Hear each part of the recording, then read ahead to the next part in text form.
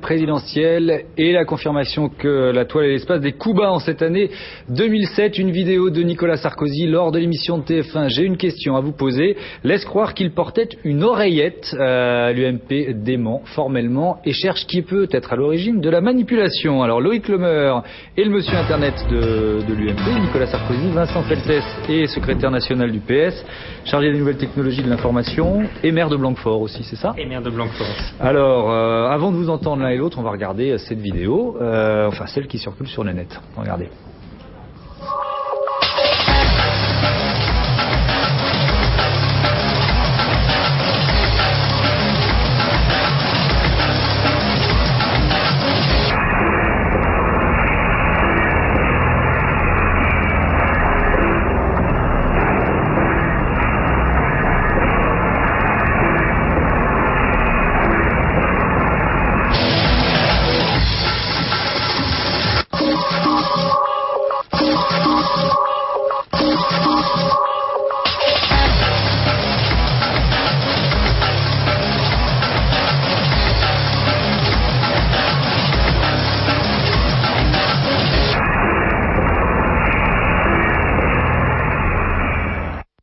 Voilà pour cette vidéo qui met également en cause les producteurs de l'émission. Dominique Ambiel, ancien proche de Jean-Pierre Raffarin pendant les années Matignon. Loïc Lemer, question simple, Nicolas Sarkozy portait-il une oreillette il y a 10 jours sur le plateau de TF1? Bien sûr que non, s'il y a quelqu'un qui n'a pas besoin d'oreillette pour répondre aux questions des Français, c'est bien Nicolas Sarkozy. Mais elle aurait pu servir à quoi? Est-ce qu'on lui souffle les réponses? Oh, mais c'est un espèce de fantasme. Vous savez, il y a eu une rumeur aux États-Unis similaire à l'époque pendant les dernières présidentielles. Et donc c'est simplement un militant socialiste qui a diffusé cette vidéo sur le site Dailymotion et ensuite a diffusé l'information, notamment sur des blogs, sur le mien, des centaines de commentaires sur lesquels on trouve allez voir cette vidéo, et puis la presse a repris aujourd'hui en effet. Bon, on a voulu en avoir le cœur net, voilà des captations de l'émission, des photos, manifestement il y a pas d'oreillette. Alors si c'est une manipulation, Loïc Lemer, à qui en attribuez-vous l'origine? Il y a eu un éclairage qui a fait que la personne qui est à l'origine. Il y a une oreillette. Non, franchement non. Moi je l'ai jamais cru. Je l'ai jamais cru non plus quand j'ai vu la vidéo. La vidéo. Est-ce que vous avez cherché à savoir qui l'avait fait cette vidéo? Nicolas Sarkozy, et je vous dis à nouveau, il n'a vraiment pas besoin de ça pour répondre aux questions. Alors sur la vidéo elle-même, eh bien c'est très très simple. Moi j'ai fait l'exercice moi-même. Quand je l'ai vu, j'ai eu aucun doute. Mais vous pouvez aller sur Dailymotion et vous avez un pseudo.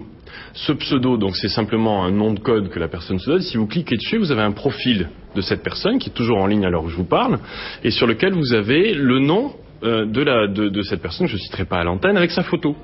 Ensuite, ce que j'ai fait juste que n'importe quel Français peut faire, c'est de reprendre ce pseudo, ce nom et de le mettre dans Google. Et quand vous cherchez ça, vous trouvez un militant socialiste qui a déposé 450 ou 430 messages de mémoire dans Désir d'avenir, et enfin tant mieux pour lui, mais donc disons que l'auteur est clairement identifié. Donc vous dites clairement que ça vient du PS et de l'équipe de Ségolène Royal. Alors est-ce que ça vient d'un militant socialiste et qu'est-ce que vous répondez, Vincent Feltès? Non, ça vient effectivement d'une personne qui a contribué à Désir d'avenir, puisque c'est un site ouvert. On a eu des millions de personnes qui ont participé au programme, au pacte de Ségolène Royal. Cette personne est même allée plus loin puisqu'elle avait fait une télévision pro-Ségolène Royal qu'on a référencé un temps au niveau de Désir d'avenir. Puis depuis quelques mois, on s'est rendu compte que cette personne avait des attitudes un peu particulière. Pour vous faire une confidence, sur sa télévision, à l'occasion, il y avait des images ou érotiques ou pornographiques. Donc à partir de là, on s'est dit, c'est pas forcément un militant qui nous veut du bien, c'est quelqu'un qui est en train de pénétrer Désir d'avenir. Et depuis 3 mois, vous avez fait le ménage. On a fait le ménage. Et aujourd'hui, sur le site de Désir d'avenir, vous ne trouvez aucun lien avec ce militant. Et cette rumeur sur l'oreillette, qui a pas mal... Je vous ai laissé parler.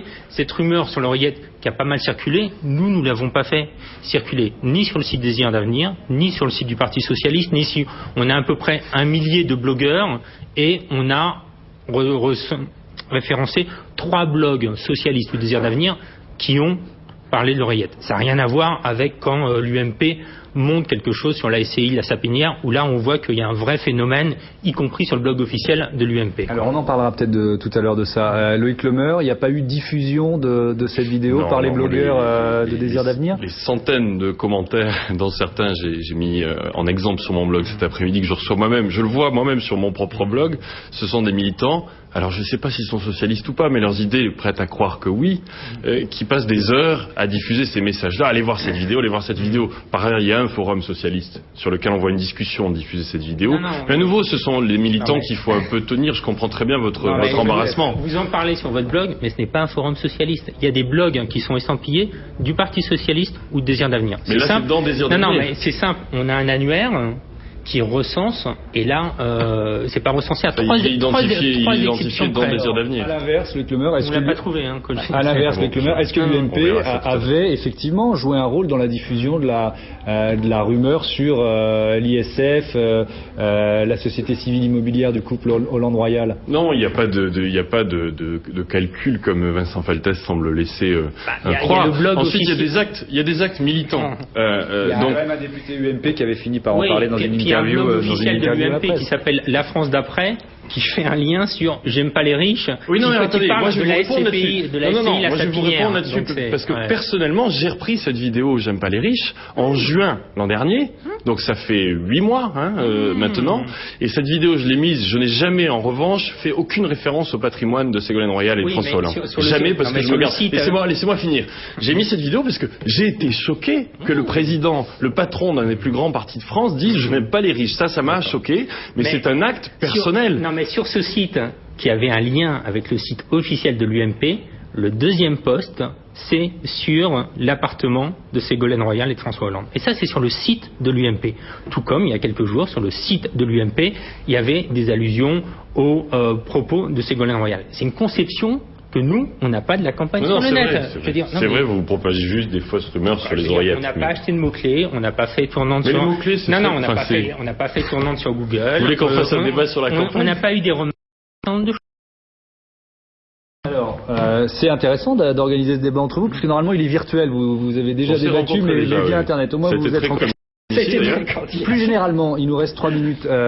C'est pas dommage finalement qu'Internet soit le vecteur des coups bas. Si ça devient la poubelle de la campagne, vous aurez raté l'un et l'autre votre vocation, non? Non mais attendez, nous, ce qu'on fait, il y a 3 axes de campagne en ligne autour de Nicolas Sarkozy. Le premier, c'est sarkozy.fr, qui est un site sur lequel il y a des vidéos toute la journée, une sorte de vidéoblog dans lequel on suit le candidat toute la journée. Donc ça, il n'y a pas ici de coups bas, comme vous dites. Le deuxième, c'est un site dont je m'occupe plus particulièrement, qui est débat-sarkozy.fr, sur lequel les internautes peuvent débattre d'une question tous les jours qu'on va poser à Nicolas Sarkozy, et c'est eux qui choisissent.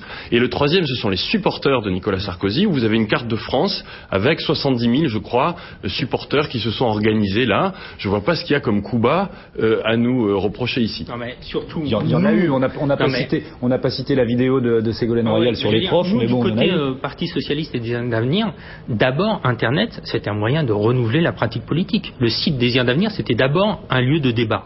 On a plus de 135 000 contributions différentes qui ont été postées. On a des millions de Français qui ont participé à l'élaboration du pacte que Ségolène Royal a présenté dimanche dernier. Donc d'abord, pour nous, c'est ça, Internet, et c'est pour ça qu'on est très soucieux du respect de l'éthique. Puis après, il y a un parti et un côté outil de campagne, parce que Loïc Lemeur et moi, on est attachés à la cause Internet, et il ne faudrait pas que, à l'occasion de cette campagne présidentielle qui médiatise fortement le net, ce soit le net. C'est quand même Ségolène Royal qui a parlé de pratique de racaille, et là, c'est un de vos militants. Non, racaille, c'est un terme. Racaille, c'est un terme qui pris la main dans le sac de diffuser des fausses informations sur les oreillettes. Donc vous avez une conception d'Internet qui est la mienne aussi, et je vous félicite pour ce débat, mais ça n'a rien à voir. Il y a quelques instants, je vous dis que cette personne s'est introduite dans Désir d'Avenir avec un site qui produit des images pornographiques et qu'on l'a censuré. Donc on peut pas dire que c'est militant. Ça pose une dernière question, 1 minute.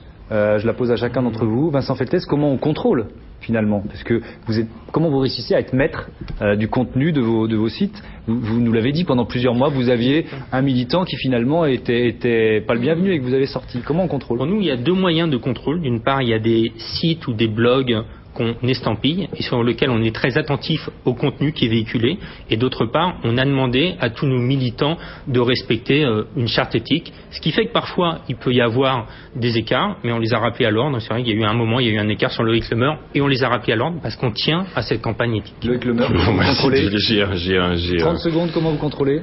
Mais comment voulez-vous contrôler des centaines, et merci de le reconnaître, des gens qui passent leur journée en effet à polluer finalement. Donc quand vous dites cette conception de l'Internet, j'aime vous entendre dire simplement que c'est équilibré. Et donc c'est incontrôlable en fait. C'est difficile parce que c'est anonyme, mais il ne faut pas croire que l'anonymat c'est un anonymat de pacotille. On retrouve avec une adresse IP quelqu'un, donc il ne faut surtout pas croire, il faut expliquer aux gens que l'Internet n'est pas un endroit au-dessus des lois. On peut retrouver assez facilement en général qui est l'auteur, donc il faut faire très attention. Attention à la diffamation sur Internet. Et nous ne poussons absolument personne, évidemment, à ce genre de pratique. Mais l'UMP, finalement, ne portera pas plainte dans cette histoire, contrairement à ce que certains conseillers nous disaient au téléphone cet après-midi. Non, il est hors de question que Nicolas Sarkozy et son équipe portent plainte. Merci à tous les deux pour ce débat autour d'Internet. Il est 18h29. La pub, le journal. À tout de suite.